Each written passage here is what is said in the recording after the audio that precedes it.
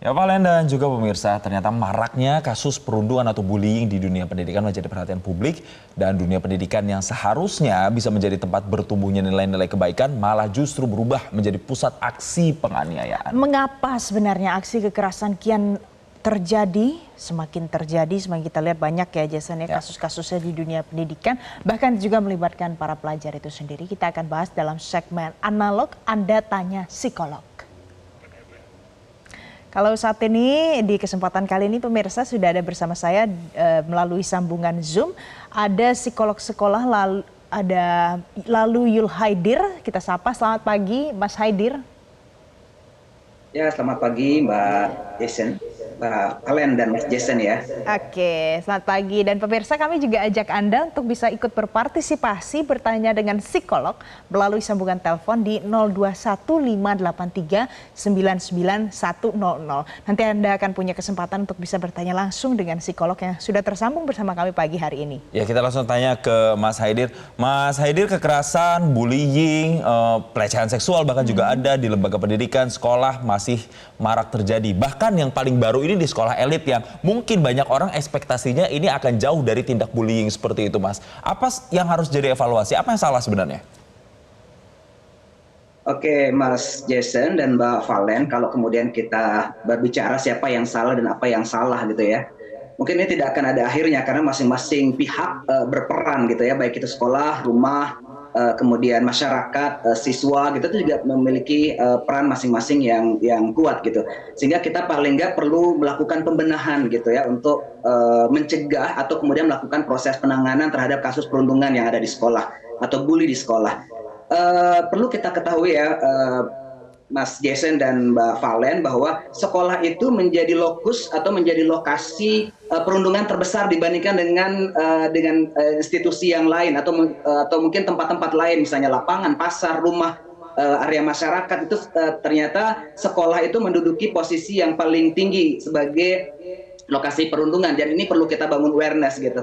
Untuk pembenahan mungkin paling nggak kita bisa melakukan 3 hal ya di sekolah, yaitu tata kelola dan sistem kebijakan terkait dengan perundungan ini perlu khusus. Jadi visi misi sekolah, program-program sekolah, kebijakan-kebijakan sekolah yang menghadirkan kesejahteraan pelajar, hubungan yang positif itu juga perlu kemudian dikembangkan kayak gitu. Kemudian sarana juga ini menjadi penting. Misalnya di sekolah itu kan biasanya tempat terjadinya kekerasan itu adalah di toilet, kemudian di lorong-lorong sempit, pada saat jam kosong kayak gitu ya. Sehingga sarana menjadi perlu diperhatikan untuk kemudian meminimalisir kasus-kasus perundungan gitu. Mungkin juga CCTV dan security misalnya. CCTV dan security ini memang baik ya, tapi tidak menjadi satu hal yang paling utama yang kemudian kita mengatakan sudah ada CCTV, sudah ada security lantas selesai kayak gitu. Enggak. Karena CCTV bisa dimanipulasi, security juga bisa dimanipulasi kayak gitu. Namun kedua hal ini penting, tapi tidak cukup sampai di situ karena positive relationship, kemudian hubungan positif antar guru dengan murid dengan murid itu juga perlu dibangun. Dan yang terakhir yang perlu kita cek lagi, ulang lagi di setting pendidikan sekolah kita adalah program-program promosi, Mas Jason ya. Jadi program-program mempromosikan, menguatkan nilai-nilai atau mungkin keterampilan kompetensi yang perlu dimiliki oleh seorang guru dalam memberikan program pencegahan terhadap terjadinya perundungan ini menjadi penting, termasuk penguatan mentalitas anak-anak ya, kompetensi psikososial mereka. Bagaimana kemudian salah satu penyebab dari perundungan ini kan terjadi adanya kontrol diri yang lemah, kontrol diri yang rendah, perilaku marah yang tidak terkendalikan, atau bahkan analytical thinking yang lemah kayak gitu, kemampuan berpikir yang pendek, sehingga reaktivitas anak-anak ini perlu diasah kayak gitu dengan beberapa kompetensi psikososial yang perlu dimiliki oleh anak-anak untuk mencegah terjadinya perundungan ini. Begitu mungkin Mas Jason, Mbak Valen. Mas Haidir, kalau bicara istilah bullying ini kan bukan istilah baru. Dari dulu sebenarnya sudah sering terjadi di lingkungan pendidikan, di sekolah misalnya begitu, ataupun di lingkungan rumah. Tapi kalau bicara di sekolah, berarti yang sekolah saat ini adalah generasi Z, kemudian satu generasi di atasnya. Apakah ada faktor-faktor tertentu yang mungkin bisa menimbulkan bullying ini semakin marak terjadi di kalangan generasi ini? Oke. faktor generasi Z ini menjadi perhatian kita yang serius ya. Bagaimana kemudian mereka mungkin mohon izin ya ada semacam stigma gitu, generasi yang rapuh, generasi yang tidak tangguh, generasi strawberry, berpikir instan gitu ya. Ini mungkin stigma-stigma yang bisa jadi yes or no gitu ya bagi masyarakat. Tapi perlu kemudian kita aware juga bahwa tidak mampunya anak-anak kita sekarang untuk berpikir panjang, jadi perilaku mereka cenderung reaktif, cenderung impulsif kalau dalam psikologi. Jadi tidak berpikir panjang. Yang penting aku senang, egosentris. Yang penting aku bahagia, terserah lu kayak gitu misalnya. Jadi orientasi kepada diri sendiri itu menjadi lebih tinggi saat ini. Apalagi anak-anak kita misalnya dengan teknologi mereka bisa nyaman dengan dirinya sendiri tanpa kemudian berinteraksi secara sosial, sehingga kemampuan berempatinya, kemampuan berinteraksi sosialnya, kemampuan berkelompok dan bergotong royong menjadi terbatas juga kayak gitu. Dan belum lagi misalnya pada periode generasi Z misalnya anak-anak usia remaja ya, dengan perkembangan dinamika perkembangan mereka belum mix antara kognitif dengan emosi gitu ya. Baik. Jadi mereka sudah bisa berpikir tapi emosinya tidak stabil, maka benturan terjadi. Dan sedihnya lagi misalnya pada anak-anak remaja saat ini kognitifnya belum selesai, emosinya juga belum selesai, jadi tumpul gitu. Sehingga mereka tidak semuanya mudah-mudahan tidak memiliki pertimbangan yang cukup panjang untuk kemudian melakukan. Belum ada kematangan emosional juga di situ ya. Mas Haidir, kita juga sudah terhubung dengan salah satu penelpon, ada Bu Indra dari Purbalingga. Selamat pagi Bu Indra, silakan ingin bertanya apa kepada Mas Haidir? Baik, Bu Indra silakan. Selamat pagi. Selamat pagi Ibu, silakan. Ya, jadi di sini saya posisinya itu sebagai nenek ya, karena saya diberi tanggung jawab untuk membimbing cucu gitu, anak saya kerja gitu. Nah, kalau masalah bullying itu tuh pasti ada di tempat di sekolah-sekolah gitu, dari SD sampai manapun gitu. Ya seperti pengalaman saya dulu waktu saya kan sekarang umur 60 gitu ya. Dulu waktu saya SD, SMP, SMA pun pernah mengalami bullying, tapi sekarang saya ambil sisi positifnya. Jadi kalau sisi positifnya itu anak jadi tangguh gitu loh, tahan mental gitu ya. Okay. Kalau menurut saya, tapi di sisi lain negatifnya pasti banyak. Jadi anak itu seperti sekolah itu takut, tidak semangat. Baik, terima kasih Bu Indra. Nanti kita tanya ya Bu Indra ya kepada Mas Haidir, kalau seandainya bullying biasanya menjadikan anak itu tahan mental. Bagaimana penjelasannya? Terima kasih Bu Indra. Selanjutnya pemirsa ada Mas Supri dari Kendal, Jawa Tengah. Mas Supri, selamat pagi. Selamat pagi, Assalamualaikum. Waalaikumsalam. Silakan Mas Supri untuk pertanyaannya. Begini Bu, sekarang itu kok saya perhatikan SD, SMP, SMA itu kok banyak perundungan dan bullying. Setelah saya amati itu kok ini yang disalahkan apa Dignas, apa lingkungan orang tua, apa lingkungan sekolah. Karena kalau saya amati itu mapel sekarang itu yang namanya pendidikan moral Pancasila dan budi pekerti itu kok kelihatannya di sekolah-sekolah kok kayak dihapus. Itu apa bener apa saya yang kurang tajam pengamatannya. Jadi anak-anak sekarang itu ala budi pekerti itu kok sama sekali nggak punya. Itu Bu, hanya itu Bu. Ini apa Dignas apa lingkungan gitu Bu. Baik, kalau Mas Supri berarti kita bicara nanti soal pendidikan ya Jason ya di kalangan sekolah. Terima kasih Mas Supri. Selanjutnya Jason? Ya, sebelum kita lanjutkan ke telepon berikutnya, mungkin saya mau minta dua untuk dijawab dulu biar nanti tidak tumpuk. Kita ke Mas Haidir. Untuk yang pertama tadi, pertanyaannya adalah kemudian ketika bullying itu ada dampak positif dan juga negatif. Iya, apakah memang ada dampak positif? Bahkan sampai dibilang bisa tahan mental. Yes. Ada dalam psikologi ada konsep resiliensi, ketangguhan, dan ketangguhan itu hanya akan terjadi ketika seorang berhadapan dengan kesulitan, tekanan hidup kayak gitu. Bully ini termasuk kesulitan dan tekanan. Ketika individu memiliki protect factor, faktor pelindung, kekuatan yang bagus, maka dia bisa punya modal untuk melawan bully, sehingga akhirnya dia boleh menjadi korban, kemudian jatuh dan bangkit lagi. Itu ada sistem, ada konsep ketangguhan dalam psikologi. tidak semua anak kita memiliki modalitas itu gitu. Tidak semua anak-anak kita memiliki potensi kepribadian yang bagus, kecerdasan yang bagus, sosial emosi yang bagus, support keluarga dan lingkungan sekolah yang bagus, sehingga kemudian membuat dia menjadi tangguh gitu. Satu sisi ya, bahwa anak yang mengalami perundungan bisa menjadi tangguh gitu. Yes, itu benar.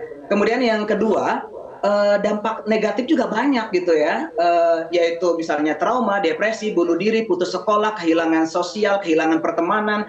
Ini juga dampak-dampak yang kemudian perlu kita jauhkan. Dan strategi lain, mungkin kalau saya ingin berfokus kepada bagaimana jika korban sudah menjadi korban seperti itu misalnya, maka apa yang perlu dilakukan. Satu, kompetensi strategi coping namanya dalam psikologi. Strategi coping itu kemampuan anak, kemampuan individu untuk memanage stresnya. Jika dia memiliki strategi coping yang bagus, maka dia tidak perlu berubah menjadi korban pada saat nanti di kemudian hari. Gitu. Mas Haidir, mohon maaf saya mau potong dulu sejenak. Tadi Anda mengatakan bahwa bullying itu bisa berdampak negatif untuk kekuatan mental. Tapi Mas, bullying loh Mas, bullying itu bisa verbal, bisa bahkan aksi nonverbal, pemukulan. Masih ada dampak positifnya untuk penguatan mental, Mas?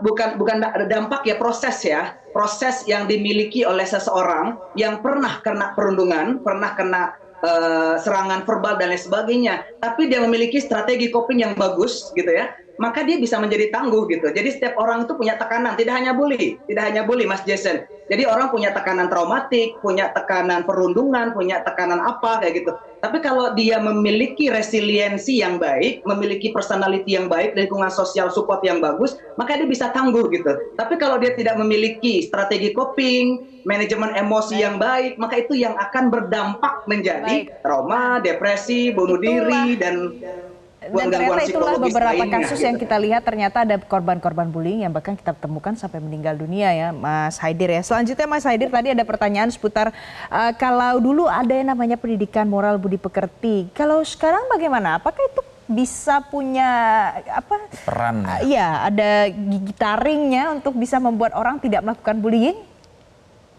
Ya, sekarang kita ada di pendidikan itu ada profil pelajar Pancasila, ada yang kemudian menekankan pada pendidikan karakter. Ini jika dieksplor dengan bagus oleh sekolah dan oleh guru, itu bisa menjadi ruang yang sangat efektif untuk pencegahan perundungan gitu ya. Optimalisasi profil pelajar Pancasila. Kemudian pemerintah juga sekarang punya, baru 1 tahun ini merilis Permendikbud 46 tahun 2023 yang membahas tentang TPPK, Tim Pencegahan dan Penanganan Kekerasan di Satuan Pendidikan. Ini juga kabar baik sebenarnya buat kita. Jadi di TPPK ini, di Tim Pencegahan dan Penanganan Kekerasan di seluruh sekolah ada, mulai dari PAUD sampai ke SMA, semuanya sudah punya, wajib sekarang gitu.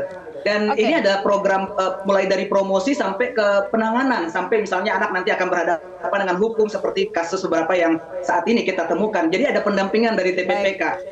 Dan optimalisasi TPPK ini menjadi mendesak untuk dilakukan, sehingga guru atau ada anggotanya juga orang tua di dalam TPPK itu bisa juga gitu ya. Ini bisa ditingkatkan kompetensinya untuk memberikan perlindungan kepada peserta didik dan juga kepada guru, termasuk juga kepada orang tua untuk terjadinya kasus-kasus kekerasan di setting sekolah. Kalau landasan hukumnya kita sudah punya ya Mas ya, produk-produknya untuk dunia pendidikan. Selanjutnya Jason? Ya, berikutnya ada penelpon lagi, Hadi dari Payakumbuh. Selamat pagi Pak Hadi. Pak Hadi, selamat pagi. Silakan Pak Hadi dengan pertanyaannya. Selamat pagi Pak. Ya, silakan Pak Hadi. Ya, selamat pagi Pak. Ya, kalau kita di kampung ini melihatnya sederhana sekali Bu. Kalau dulu bahwa orientasi pendidikan itu adalah bagaimana pematangan soal perilaku anak didik. Kalau hari ini kita melihat bahwa orientasi dari pendidikan itu lebih ke beban administrasi dan guru tidak lagi memiliki posisi yang kuat untuk membentuk karakter anak. Oleh karena itu menurut kita penting dikaji kembali untuk bagaimana muatan-muatan dalam pendidikan itu lebih menekankan kepada proses pendewasaan perilaku, sehingga harapannya justru anak-anak kita itu semakin mempunyai nilai dalam setiap perilakunya. Jadi penting ada kebijakan untuk mengembalikan orientasi atau visi dari pendidikan ini kepada pematangan perilaku. Jadi ini yang kita lihat. Kemudian kalau faktor secara psikososialnya itu sangat dipengaruhi oleh sangat banyak sekali, termasuk soalnya media sosial yang justru menghadirkan motif atau pola-pola bullying yang bisa diakses oleh anak-anak gitu kan. Baik. Tapi posisi guru tidak seperti ketika kita masa kecil dulu. Oke. Kalau dulu Baik. kita dengan gurunya ada rasa hormat lah gitu. Kalau hari Baik, ini Pak kita lihat, Hadi. jangankan terhadap guru, terhadap orang tua aja, anak-anak kita juga. Baik, terima tidak kasih Pak menaruh- Hadi. Terima kasih Pak Hadi, sudah kami terima. Nanti kita akan bahas bagaimana posisi guru dan bagaimana juga dampaknya pada pematangan perilaku seorang anak didik ya. Selanjutnya pemirsa ada penelpon Pak Bron Harlet dari Medan, Sumatera Utara. Pak Bron, selamat pagi. Silakan Pak.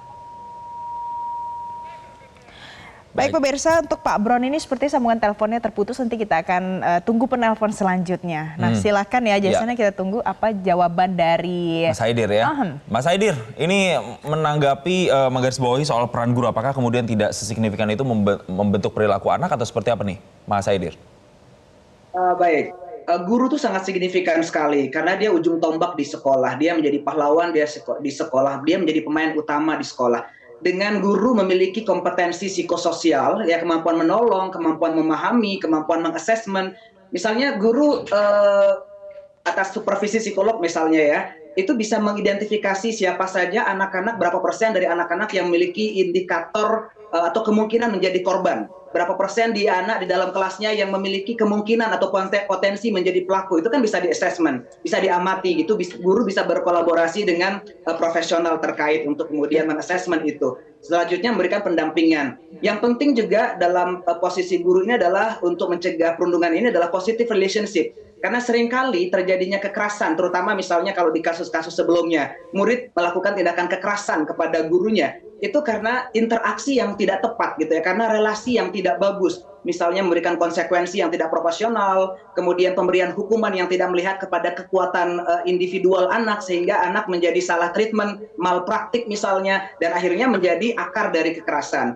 Sehingga guru-guru yang memiliki penerimaan yang baik, pemahaman terhadap individual peserta didiknya di dalam kelas, mampu berkomunikasi, memberikan ruang berekspresi, ruang panggung yang mewadahi aktualisasi diri anak-anak, itu bisa sangat efektif untuk kemudian mempromot kekuatan mentalitas anak di sekolah dan mencegah terjadinya perundungan. Jadi seperti itu, guru perlu memiliki kompetensi-kompetensi yang komprehensif ya.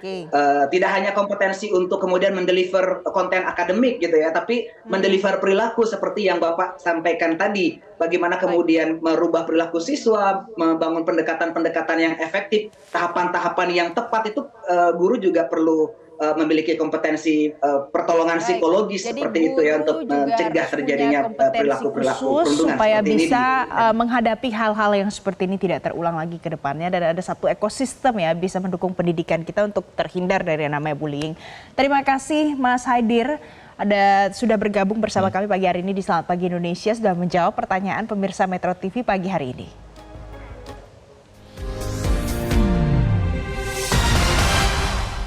Jelajahi cara baru mendapatkan informasi. Download Metro TV Extend sekarang.